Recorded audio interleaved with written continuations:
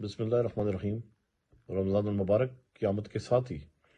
یہ دیکھنے میں آیا ہے کہ اشیاء خورنوش کی قیمتیں جو ہیں ان میں بے پناہ و شربہ اضافہ ہوا ہے، اور مختلف مقامات پر من مانے ریٹ جو ہیں وہ عوام سے وصول کیے جا رہے ہیں۔ تو ہمارا مطالبہ ہے حکومت سے کہ رمضان المبارک کے اس ماہ مقدس میں اس بات کو یقینی بنایا جائے کہ عوام کو سرکاری نرخوں پر سستے داموں تمام اشیاء خورنوش جو ہیں وہ دستیاب ہوں۔ خاص طور پر یوٹیلیٹی سٹورز پر جو قیمتیں ہیں وہ مارکیٹ سے بھی زیادہ ہیں، تو یہ ایک بڑی تشویش کی بات ہے، اور اس پہ ہمیں بڑی تشویش ہے کہ تمام یوٹیلیٹی سٹورز پر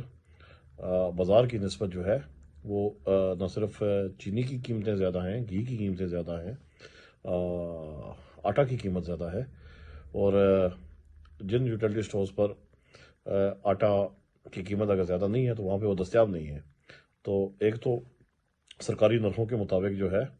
وہ آٹا کی فراہمی یقینی بنائی جائے، گھی کی اور چینی کی جو فراہمی ہے وہ یقینی بنائی جائے، دالوں کی فراہمی یقینی بنائی جائے۔ یہ ایک بنیادی ضروریات ہیں جو عوام کی اور غریب عوام کی خاص طور پہ۔ تو رمضان المبارک کے ببرکت مہینے میں میری یہ اپیل ہوگی حکومت سے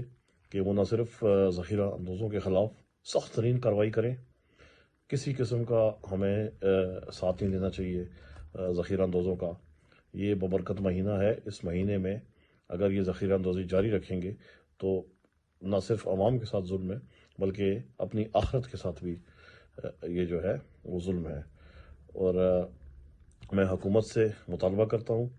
کہ اس سلسلے میں بالکل سختی برتی جائے اور عوام کو جو سہولیات ہیں وہ ان کی دہلیز پہ فراہم کی جائیں، اور اس کو یقینی بنایا جائے کہ خاص طور پہ آٹا، گھی، چاول، چینی اور دالیں